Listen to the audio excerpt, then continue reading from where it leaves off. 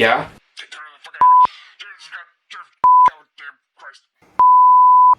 Okay. Yep.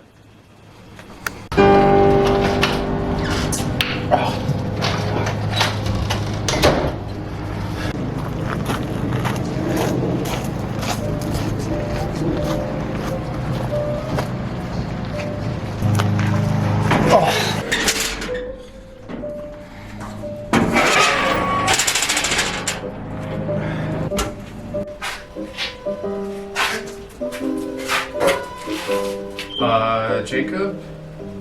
Is there a good reason the lights are off down here? Matt! Oh, jeez, thank God you're here. Quickly, come on, get in. What?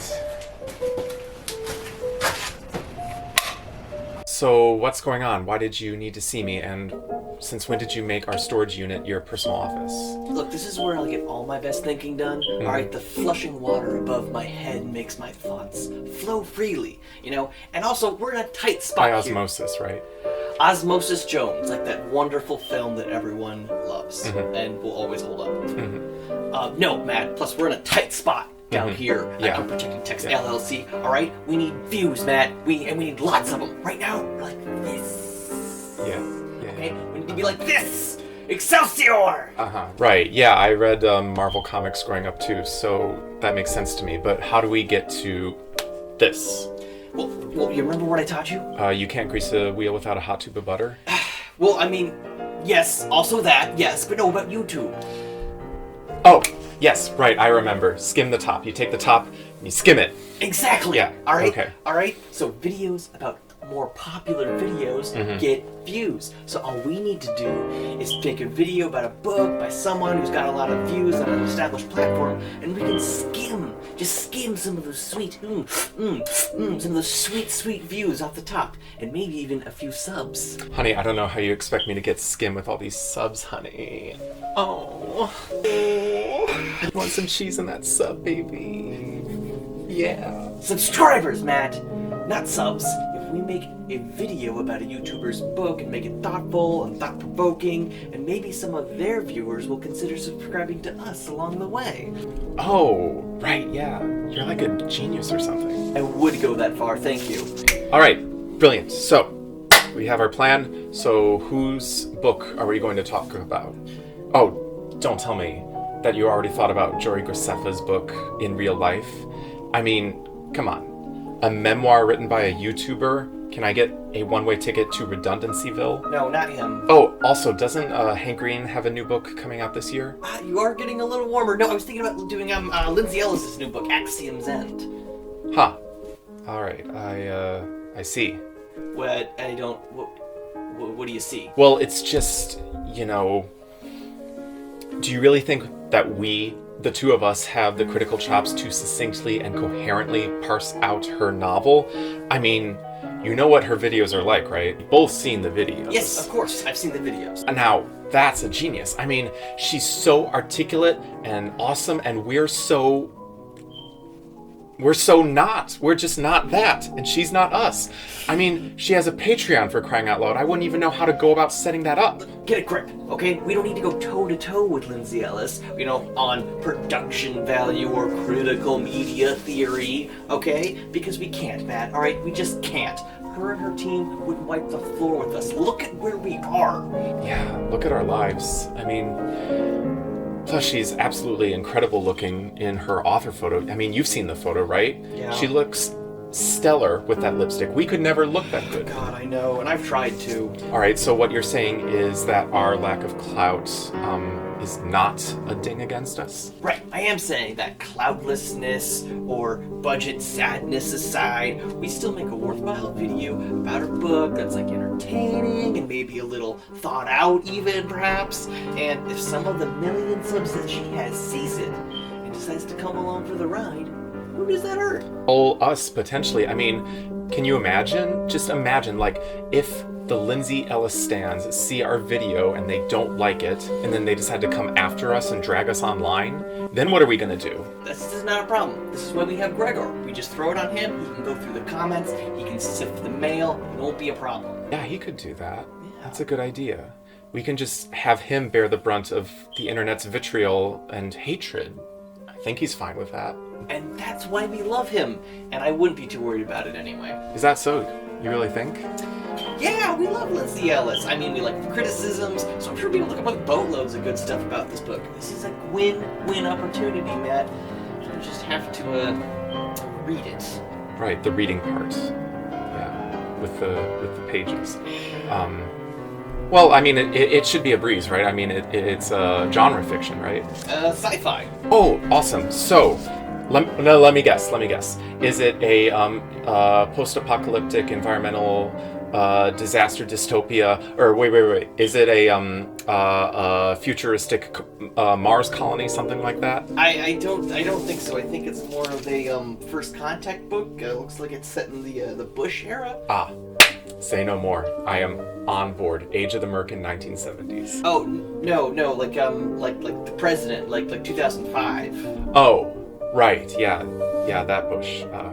My bad. Well, I mean, what we can hope for in this story is that the aliens take over FEMA and save New Orleans this time. We can only hope. It doesn't matter because it means good things for us, Matt. The only direction from rock bottom is up. Excelsior? Excelsior.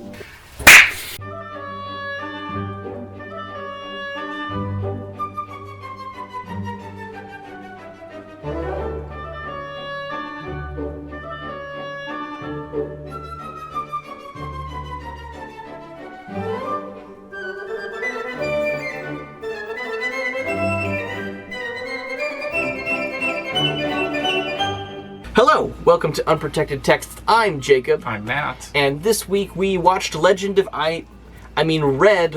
Korra. We read Axiom's End. That's the one.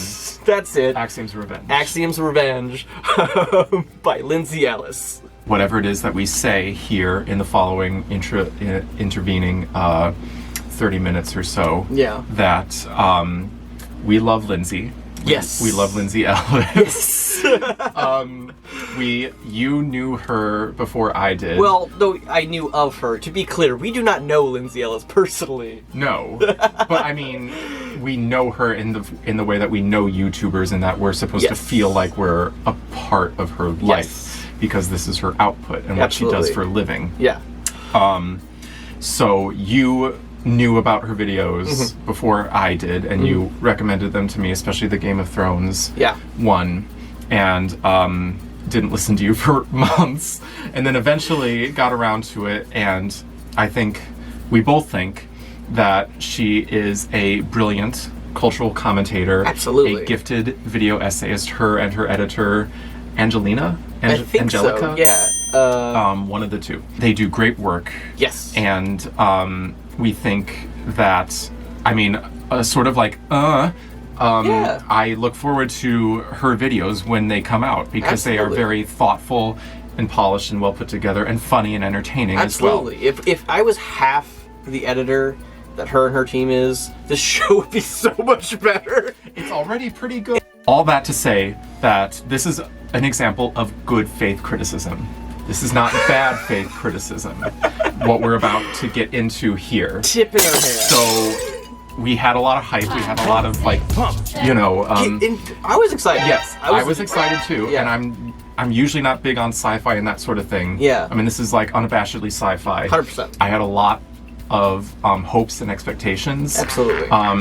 So we're gonna pick that apart, but okay, this is for, not that a ton of people see this, but just because we have good faith criticisms, that does not give you an excuse to go after her or anybody else on the internet with horrific bile and vitriol and that sort of thing. These are two different things here. Do you know what I mean? I know what you mean. Are you worried about our fans? Cut to picture of fans. You just know what people on the internet are like. I know, right? it's true. And even though we don't have a ton of subscribers at this point. Yes. And I think that our subscribers are great and everything, but that doesn't mean that some jerkwad, because we do get hundreds of views from other people who are not subscribers. True. That does not mean you can go onto her videos and say things in bad faith about her book. And if you find yourself doing that, you need to get a grip. Check yourself. Actually, you know what? We get a grip? You need to get a... Holy God! Hurts. felt that in my molars. To back up even a little further, if you do not know Lindsay Ellis, check out her videos. Honestly, I can truthfully say that like a good at least 30 to 40% of everything I know about film and film studies comes from Lindsay Ellis. The percentage is higher for me. Yeah. It'd be like 70 or 80%. Yeah, exactly. So, I really do think that, like, I put Pauline Kael here for a reason, and Emily Nussbaum, like, she's in that tier of cultural critic for sure. And I was excited. I know there was probably some pushback when she announced the book. It was like, wait, it's genre fiction, but it's not like, you'd expect it to be like, well, why don't you write like a bunch of essays about like TV shows? Which we would still love. So you want to say nice things first? I have some nice things to say. I love science fiction. Love all of the tropes for it. I love the fact that it's a first contact book, which I'm also super into. I love the fact it was noted there was government conspiracies and things like that. I feel like there's not enough good government conspiracy books out there. I will also say I loved, while I'm on this track, not in first person. That's true. Holy God! I'm going on a little mini rant about this. It is third person limited though. Yes, yes. I am so sick of first person narratives, especially in debut books. I don't know how many like first time author books I've been reading recently where it's like, it's just first person, and even if they're good, I'm so sick of it. Ursula K. Le Guin says that like first person's a flashlight. It's a specific beam that you can point to anything you want to highlight, which is useful and not entirely, not in proper form to write a book in. But you have to understand that that's what you're using. That's the tool you're using as a flashlight. Make sure that's what the tool you want to use. Yeah. And flashlights attract bearers. Yeah. Solid case. End of rant. Does the defense rest? First off, I'm a prosecutor. Okay. So I think, am I correct in saying that we both found like elements and details and some of the micro aspects of it more likable and more laudable than the macro, than the full structure of the book? Yeah, I have one big problem with most of the book. Okay. But I'll get into when we get into that later. Okay. Nice things I will also say is, in leading to that mystery thing, it has good bones. The scaffolding and the structure of the plot. And I guess that's when I say good bones, I mean the plot. Well, sure, and she's written a screenplay before. Oh, yeah. That's like right. in USC. It is USC, right? It should do it. Not UCLA? Yes. I think it was USC, okay. Yeah. By the way, Lindsay, great author photo. USC, School of Cinematic Arts. Yeah. Oh my God, you can absolutely punch me in the face with that author photo. I love that shirt, but I do think that informs it because I did get like a 3-act feeling to it, and there's a very strong inciting event, a very strong midpoint. Yes. Yeah. So good structure, good bones, good use of some good use of literary devices like third person and a very good awareness of the story she's telling, I guess. I really like some descriptors that she has. I like pretty much any time she talks about Ampersand's eyes. Okay, so we haven't even Oh my God, right. We should probably go back way the fuck up. Cora, our protagonist. Her father was into some conspiracy stuff, talking about first contact. 2 inciting incidents happen with possible first contact connections. She meets an alien named Ampersand. They, in like a sort of Terminator 2, Terminator 1 way, slash Beauty and the Beast almost, a little bit, kind of team up in this like trusting but untrusting relationship to try and figure out what the government's hiding, what the superior aliens want, and the mystery unfolds from there. And Cora's where the aliens are. Where the aliens because the government, it turns out, has been yes keeping an eye on a group of aliens for about 40 years. Yeah. And Ampersand needs to find them. And Ampersand needs to find them. I was just gonna say that I liked her descriptor of his eyes. I couldn't get enough. Eyes are fantastic, and I love anything Velociraptor or that kind of pelvic orientation. Okay. Mwah. If you could turn my pelvis backwards, I would sign up for that surgery. If I could walk with if I could walk like an ostrich, Oh my god, I would do it in a second. I love it. I love the design of the aliens too, I should say. Yeah, or yeah. the cyborg aliens. And there is variation. It's not like they all look the same. No. There's like they're like different They're like different types of aliens. There are the similars, which are like the militaristic heavies. Yeah. With the power and. It has like kind of like a caste meets society. Not z. Okay. For a second, I thought you were talking about Uncanny Valley. I will never reference that movie. In fact, I'm not even going to play a clip of it here. What else I liked? Yeah, what else you liked? I mean, maybe this is like a sort of a tired trope or cliche or whatever in sci-fi. I wouldn't really know because I don't read a whole lot of it, but I liked the idea that actually the aliens are more afraid of us than we are of them. I bring you love. It's bringing love. Don't let it get away. Break its leg. Because it turns out Ampersand is being on Earth all by himself, and being on a planet that's populated by 7+ billion people. Almost all of them are meat eaters. He's like scared out of his mind. You find out, and keeps a wide berth from Cora because he thinks that she's just gonna like go ballistic and rip into him. Yeah. So I liked that sort of like offsetting of switching the perspective up. Sure. I liked that. Yeah, I don't know how prevalent that is. I should preface this with what I'm going to say because most everything in this book I've seen before. Okay. Not that it's bad. You can take pieces and you can rearrange them. You can make it your own. I'm thinking of like a Philip K. Dick story where the crew runs into an alien where they want to eat it, and the alien can communicate telepathically. That seems to be probably something. Maybe Lindsay Ellis read it. Maybe she did. Doesn't matter. Doesn't even. I'm not even saying she like read things or like ripped people off. To be clear, these are just tropes. As you can see in one of her videos, tropes are not copyrightable. Right. I really liked that scene about midway through where the Secretary of Defense, who's not named as the real life Secretary of Defense at the time, who I believe was Rumsfeld. Yes. But I like that scene where the Secretary of Defense drops in with the U.S. military heavies into the base that they're hiding out in.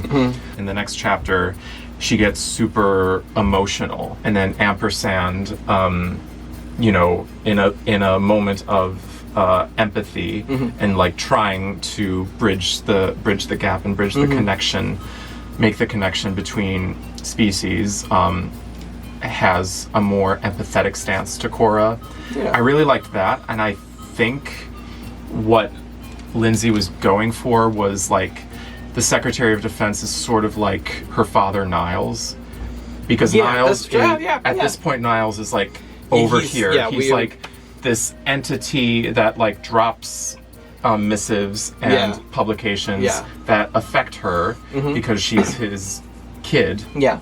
And in a similar way, the Secretary of Defense just like drops in and makes a bunch of ultimatums, and they cave to most of them. Yeah. So it's sort of like a trigger point for her, and that's why that's sort of a good point. That's a good point. That's at least what I think sort of like triggered her going into that headspace and that emotional landscape. That's a good point. And then that sort of disturbance for her was able to break down some of those walls between her and Ampersand, which I liked that.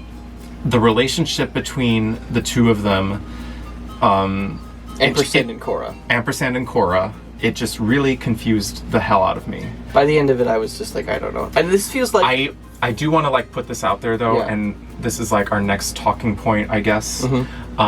Because again, Lindsay is well versed in the art of story and screenwriting and crafting a narrative. Yeah. I think that she leaned into the setup of want versus need here.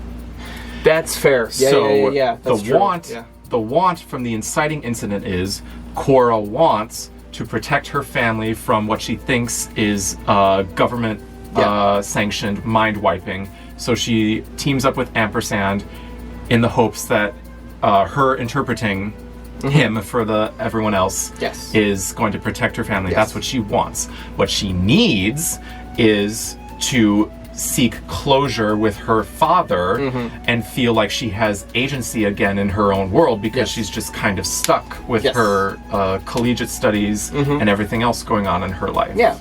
And I guess ampersand equals daddy. I thought that the last, what was it, like 50 or so pages were like horrendously violent. Yeah.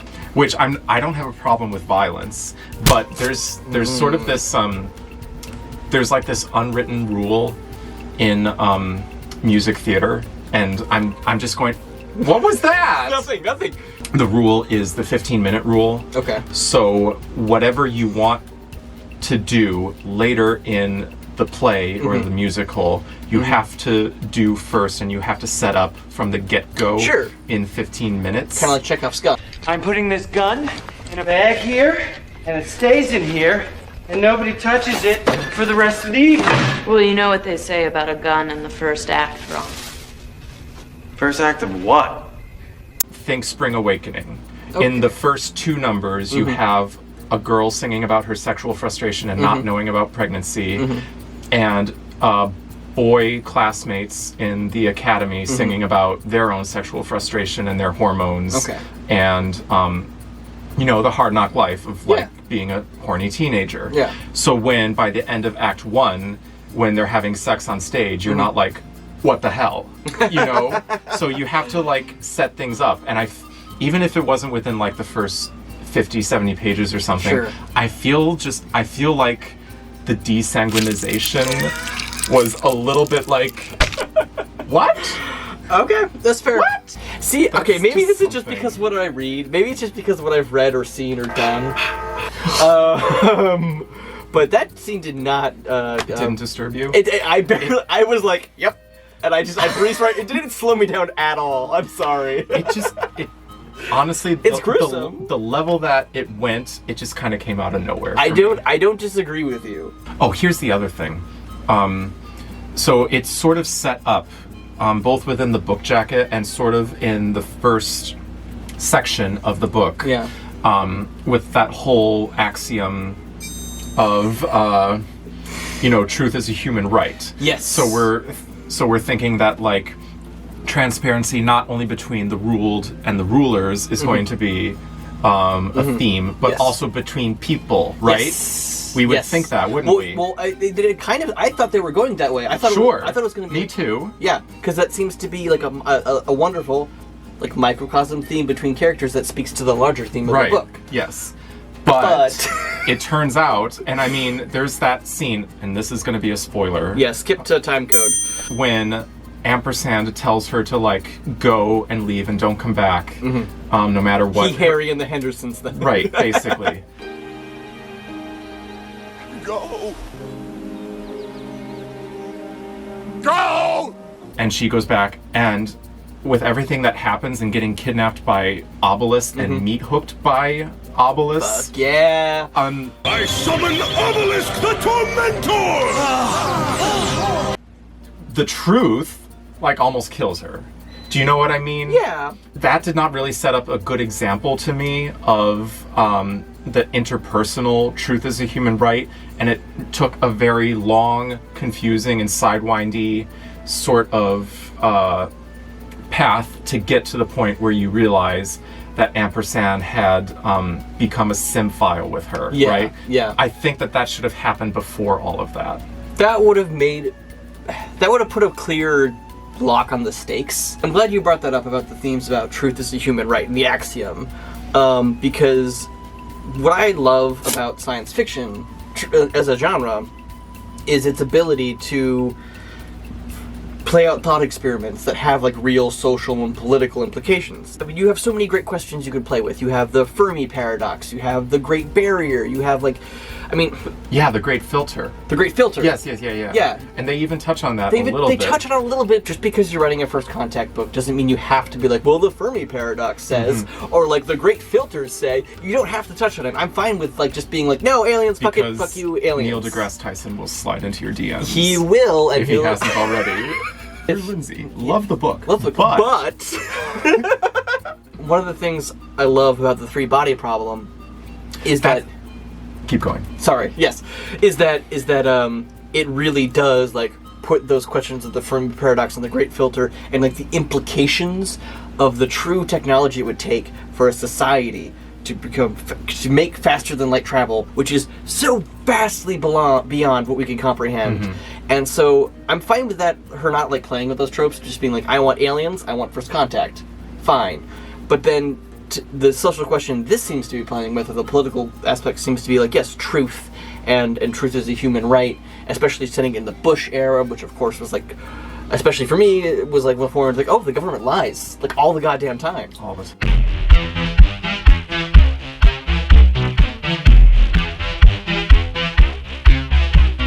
This is quasi a spoiler, but when Cora, with a C, when Cora is separated from Ampersand the first time, and she and the CIA people evacuate the base in Wyoming, and they go to, I guess, somewhere in Virginia, and they have the sack that Ampersand and the other aliens had with them called the genome. That hatches. And it's a more naturalistic version of their species. It's not like fully machine automated cyborg, and there's like more flesh to it. So that like presented a lot of interest, and like when that first showed up. And then it sort of ended up not real. Do we know? Can we point to a point? Can we concretely and definitively say that we know exactly why Obelisk wanted the genome? No, I have no idea. No. It might as well be like why General Zod wanted the Codex. I will find him! We can infer that this more naturalistic alien was important to their superorganism for containing genetic material just based on the name. But beyond that, we don't really know what was up with this thing. I really don't know. Because the relationship is, even by the end, even with all the empathy and with the heavy petting and everything that Ampersand, he does come a ways, but even with all of that, it seems like very one-sided. Do you know what I mean? I do. And she is infatuated with that alien. I think Lindsay Ellis even said this, that this book is not fan fiction, is not based on her fan fiction. No, it's not. That relationship felt very fanficky to me. Like, it starts out with, like, her realizing that eventually the aliens are going to go away, and he's not going to be around, and she's like, oh, I'll miss him. And I'm like, that's fair. Makes sense. And, like, you're, like, in the middle of this thing, you're involved and an important chess piece and working with this team. I get that. And then it becomes like, oh no, wait, I need to touch the alien. Do you know what I mean? It didn't get that sexy, to be fair. You're making it sound like it got really sexy. It did not. It did not. I mean, there's a lot more hugging than I thought there would be. There's a lot more hugging. Again, is that fair? Am I completely out? No, because if it were, because I had the same thought. Like I was thinking, like, okay, I know Lindsay Ellis really likes Beauty and the Beast. Sure. This that? Yeah. Not this that? This not that. What do? What do? Thing like this? And this isn't to say that I dislike Cora as a character. No, I actually like Cora as a character, and even Ampersand to a degree. Yeah. But when you're having a book that also features a lot of like talk about translation and completely. Yeah. Like the cultural gap you have to acknowledge. And like keep the whole way through. Because it starts out with like in the beginning it was like, I don't have the adequate English term to like describe this to you. Yeah. But I guess by the last quarter or so of the book that sort of goes away and they're basically talking like you and I are. I know, and I'm fine with like magic science being like, oh, he's got an algorithm and it's fine, like whatever, he just learned better.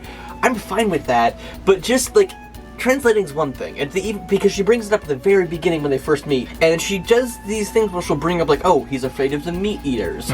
Oh, he doesn't know these social cues about aliens, which makes sense, but by the end of it, it's just like, and let me tell you about my best and the last time that he and his species were on Earth was like about 800 years ago during the 14th century in the Black Death. Yeah. So his understanding of humans from centuries ago is like pre-modern. but it just doesn't carry through.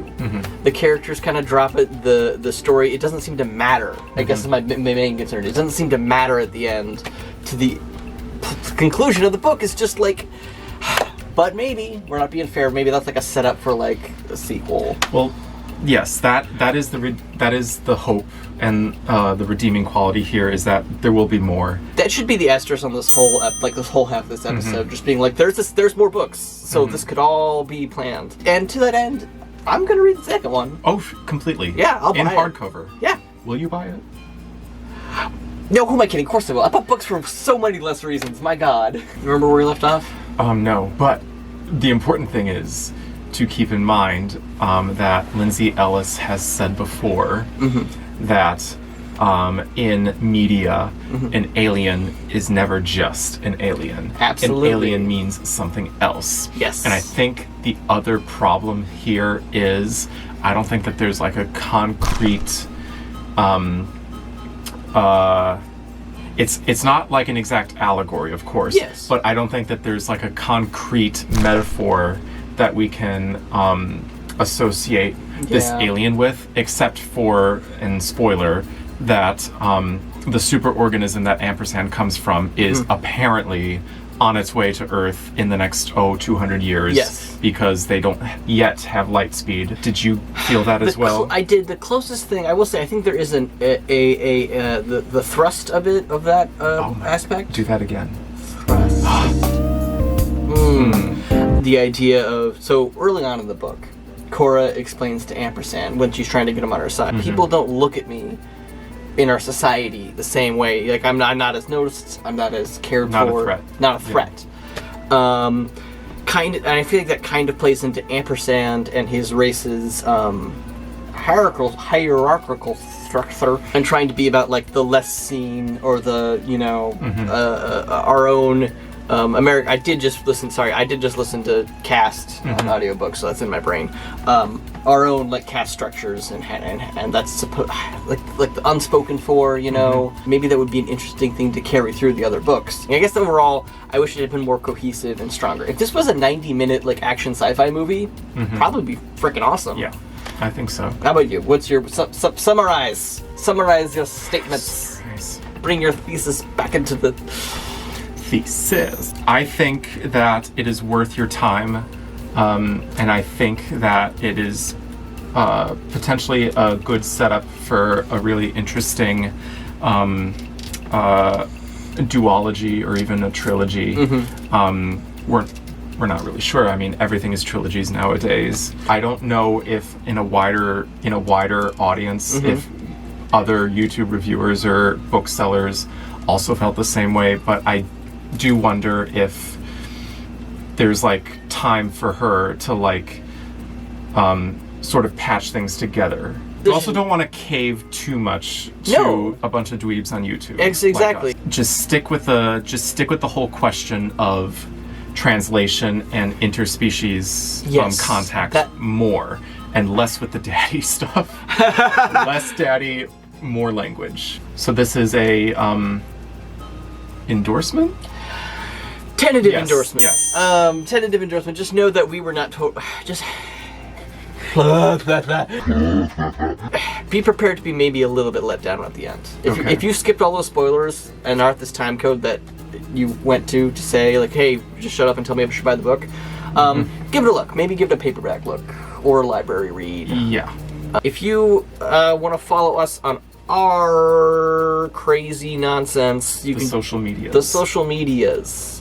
Welcome into our echo chamber.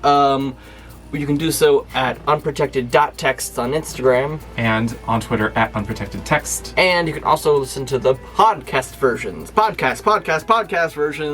of these episodes, including this one, which will be up later, at unprotectedtext.libsyn.com. You can find Libsyn. There's no sin in it. There's a little bit of sin. And thanks for watching, and remember, if you're going to run from yourself, at least bring a book.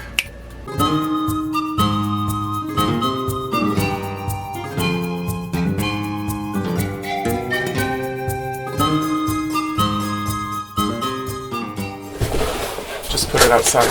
Yeah, it goes over there. Shit.